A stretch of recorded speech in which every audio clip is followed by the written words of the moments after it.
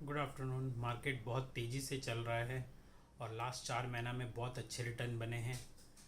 Client के portfolios भी बहुत अच्छे रिटर्न दिखा रहे हैं, तो कॉन्ग्रेचुलेशंस। और बहुत सारे क्लाइंट एडिशनल यूनिट्स भी परचेज़ करते हैं बाज़ार बढ़े हुए में। वो भी एक बहुत अच्छा साइन है कि लॉन्ग टर्म में आपका बहुत अच्छा वेल्थ क्रिएट होगा। मगर मैं 2-3 बातें बोलना चाहता हूँ जिससे आपके रिटर्न और बढ़ सकती हैं। पहला, जब बाज़ार आप बढ़ता है तब एडिशनल यूनिट खरीदते हैं, तो जब बाज़ार गिरे तेज़ी से उस पीरियड में भी एडिशनल यूनिट खरीदिए, तभी आपके रिटर्न्स और अच्छे होंगे। क्योंकि एवरेज अगर 14-15% रिटर्न आने हैं और आप महंगा होता है तब डबल खरीदते हैं, SIP तो चल रही है उसमें एडिशनल परचेज़ करते हैं, जब बाज़ार महंगा होता है तब आपकी एवरेज रिटर्न वो 14-15 से घट के 11-12 तक चली जाती है।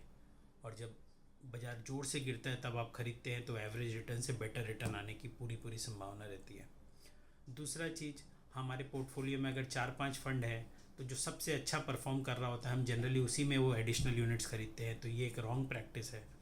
आप सारे फंड में कीजिए, अनलेस वो फंड बहुत ही अंडर परफॉर्म कर रहा है तो उसे रिव्यू कराइए अपने एडवाइज़र से। सिर्फ किसी एक फ़ंड में 20% रिटर्न आ रहा है और किसी में 14 आ रहा है तो 14 वाला ख़राब है, 20 अच्छा है, ऐसा नहीं होता है।